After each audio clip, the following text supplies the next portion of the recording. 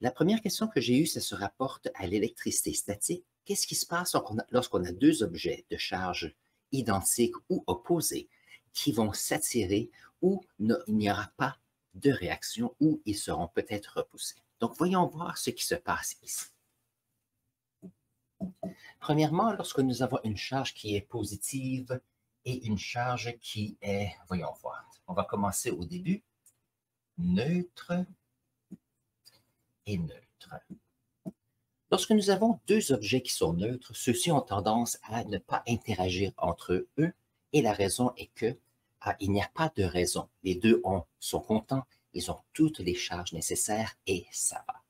Par contre, si on a une charge qui est positive et un objet de charge positive, qu'est-ce qui va arriver? Ceux-ci vont avoir tendance à s'éloigner comme ceci parce qu'ils ont la même charge. De la même façon, si j'ai deux objets qui sont négatifs, les deux objets qui ont des charges identiques vont aussi vouloir se repousser. À l'inverse, si on a un objet qui est positif et un objet qui est négatif, s'ils ont des charges opposées, ils auront tendance à être attirés l'un et l'autre. Et ça, c'est intéressant parce que ce sont des propriétés des charges que l'on peut utiliser. De la même façon, si on a un objet qui est négatif et un objet qui est positif, ils sont de charge opposée. Mais en plus de ceci, on peut ajouter que si on a un objet qui est neutre et on a ici un objet qui est soit positif ou négatif, qu'est-ce qui va arriver? C'est que un objet neutre va attirer des charges qui sont différentes. Ça veut dire que oui, c'est vrai que des charges opposées vont s'attirer, mais des charges qui sont en contact avec des objets neutres vont être aussi attirées, comme ceci. Voilà. Donc, qu'est-ce qui arrive si nous avons, par exemple, un objet positif et négatif qui se rapprochent ensemble? Alors ici, qu'est-ce qui va arriver? Donc, faisons un petit dessin avec un électroscope, par exemple. Donc, nous avons, voyons voir, comme ceci. Nous avons deux petites boules qui sont suspendues ici par des ficelles. Si les deux sont neutres, les deux sont suspendus sans problème. Par contre, si nous avons un objet qui est négatif et un objet qui est positif, qu'est-ce qui va arriver? C'est que les deux vont se rapprocher. Donc, on va se retrouver avec quelque chose qui va ressembler à cela. Ici, on a négatif et ici, on a positif.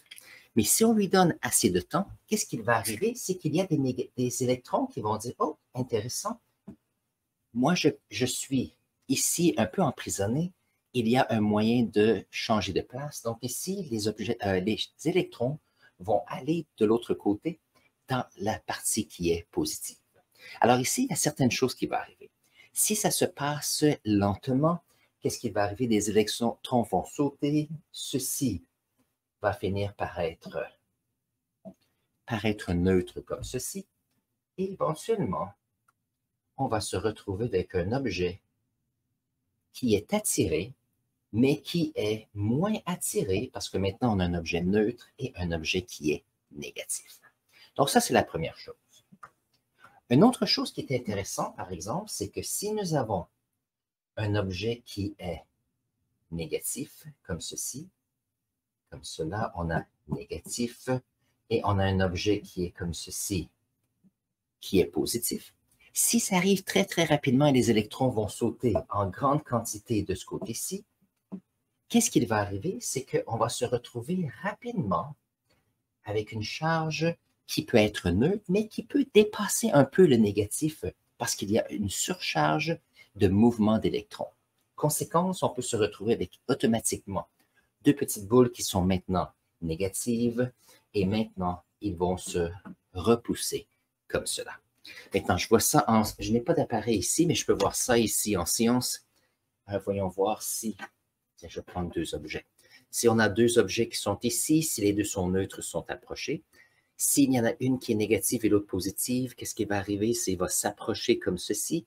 Et qu'est-ce qui va arriver? S'il y a contact, grand nombre d'électrons qui va sauter d'un à l'autre et à ce moment-là, on va avoir un repoussage tout de suite après. Et c'est quelque chose qu'on peut voir en laboratoire et c'est intéressant de voir. Donc ici, ce sont des électrons qui veulent bouger. Et qu'est-ce qui arrive? C'est qu'en changeant de place, ceci permet de pouvoir changer la charge des objets. Maintenant, il y a des choses qu'on peut faire avec cela. Donc, par exemple, je disais ici que si on a des objets qui ont des charges différentes, ça peut aider. Maintenant, je vais montrer quelques dessins pour montrer quelques objets que l'on peut faire, bien sûr. Si nous avons ici une voiture et qu'on veut mesurer, non, pas mesurer, on veut peinturer cette voiture en rouge, comme ceci, qu'est-ce que l'on peut faire? C'est qu'on peut utiliser un pistolet. Donc, ici, un pistolet comme cela. Il me semble que ça... Voilà. Le pistolet ici va envoyer des petites... Alors, qu'est-ce qu'on peut faire lorsqu'on peinture un objet? On peut utiliser l'électricité et donner un objet qui est positif. Et ici, les petites gouttelettes de peinture, on peut les mettre négatives ici, avec l'électricité. Mais ça, c'est intéressant. Parce que si on a une paroi qui est comme ceci, et que la paroi est positive, comme ceci, et que nous avons une gouttelette de peinture qui arrive ici, donc on a ici une petite gouttelette. Si on a de la peinture qu'on met avec un pinceau, par exemple, on va mettre un pinceau et on va étendre ici la peinture sur la surface. Par contre, c'est de la peinture qu'on ajoute à une surface. Mais si on utilise la statique, qu'est-ce qui va arriver avec la statique? C'est que il y a une gouttelette d'eau qui va arriver ici, mais puisque la gouttelette, pas la gouttelette d'eau, mais la gouttelette de peinture, lorsqu'elle est négative ici, elle sera attirée avec l'électrostatique. Ça veut dire que cette gouttelette-ci, qu'est-ce qu'elle va vouloir faire? Elle va vouloir être attirée le plus près possible des charges positives. Donc, si on met une autre gouttelette ici, je vais changer de couleur pour que vous puissiez voir ce que ceci a l'air. Donc, si on a une autre gouttelette comme ceci, la gouttelette va vouloir se mettre le plus possible collée à cause que ici c'est négatif et on a un objet qui est positif.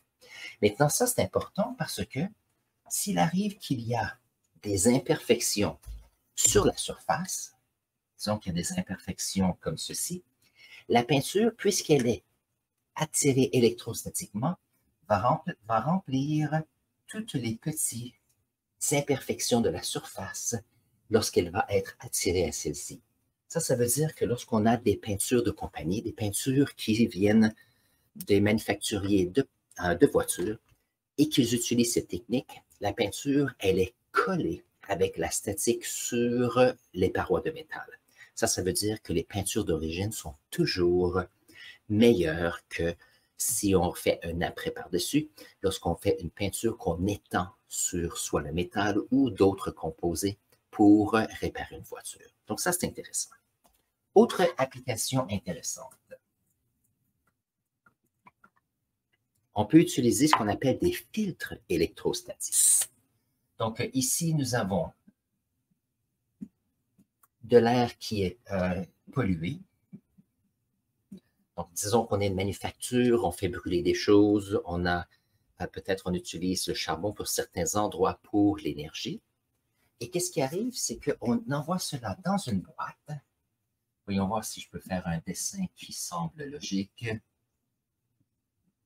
Comme cela. Et à l'intérieur de cet objet ici, nous allons mettre plus, et nous allons mettre une autre charge qui sera ici, moins. Alors ici, qu'est-ce qui va arriver? C'est que nous allons avoir de l'air qui est pollué, qui va entrer dans un filtre électrostatique. Donc, un filtre électrostatique comme ceci. Mais puisque dans de l'air pollué, on a des particules, les particules ici peuvent être positives, peuvent être négatives ou peuvent être neutres. Donc, lorsque ceux-ci vont passer dans le filtre, nous allons avoir, bon, mettons le mot avec la pollution ici, on a ici notre air, l'air va rentrer ici, entre les plaquettes qui ont des charges soit positives ou négatives. Et ici, ce qui est intéressant, c'est que les particules qui sont négatives vont être attirées par des parties positives du filtre électrostatique. Les particules qui sont positives vont être attirées par les sections qui sont négatives dans notre filtre électrostatique. Et les petites particules qui sont neutres, la poussière ou autres, vont être attirées par les deux, les petites sections qui sont positives et négatives. Et donc, qu'est-ce qui arrive ici? C'est que l'air, lorsqu'elle va sortir, l'air sera beaucoup moins pollué. Il y aura tout de même certains gaz qui vont passer. Mais lorsqu'on parle de petites particules, des particules qui viennent soit de la combustion ou d'autres types de manufactures que l'on fait, on se retrouve avec de l'air qui est beaucoup moins pollué, qui nous permet de pouvoir avoir un environnement qui est plus sain. Donc ça, le filtre électrostatique est une autre application qui est intéressante en ce qui concerne l'électricité statique. Donc j'espère que ceci a pu répondre à quelques questions que j'ai eues cette semaine en ce qui concerne la statique et comment est-ce que les électrons peuvent passer d'un côté à l'autre. Et ça, c'est bien sûr un des sujets qui sera abordé, qui était abordé dans ma classe de sciences et qui a possiblement une possibilité d'être sur l'examen. Alors sur ce, si vous avez apprécié ceci, je vais mettre un lien à une autre vidéo ici sur la physique et on se voit là dans un instant.